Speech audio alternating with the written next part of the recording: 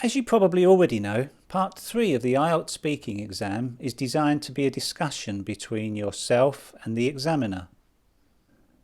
Unlike in Part 1, where the questions are simple icebreakers that the examiner reads from a script, in Part 3 the examiner is more free to react to your own answers more spontaneously.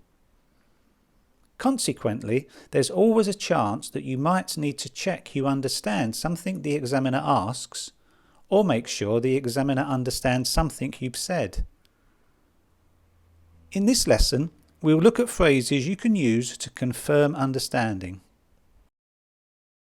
The worst that can happen is you simply don't understand or haven't heard what the examiner has asked. In this case, use this phrase to ask the examiner to repeat the question.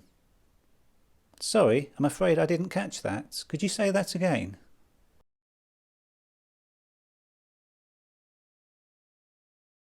Let's imagine you hear everything clearly but are not sure about the meaning of a word or phrase, or you might not fully understand what the examiner means. In this case, you can say something like this. For example, could you explain what you mean by distance learning?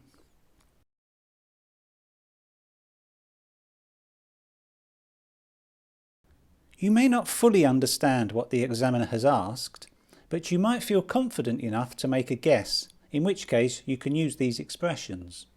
For example, when you say distance learning, do you mean learning on your own and not in a classroom?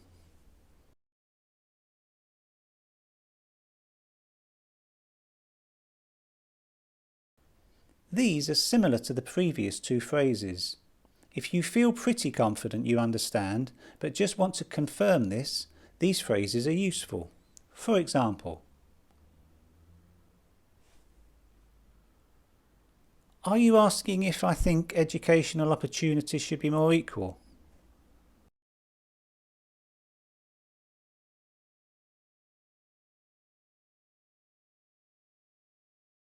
Now let's look at what you can say to make sure the examiner understands something you've said. Native speakers will often fill their speech with, "Do you know what I mean?" This is often used, in some cases, simply to fill gaps, rather like a filler, rather than to confirm understanding.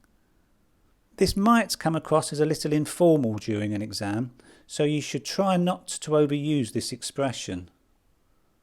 However, if you get the impression you have said something that the examiner is unclear about, feel free to use it, along with these.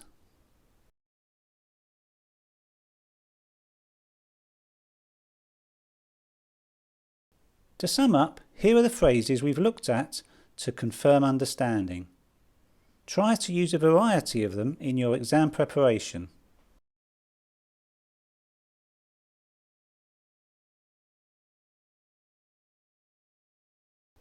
And if you'd like to use them immediately, visit our practice test area and record yourself trying any of the Part 3 tests we've published.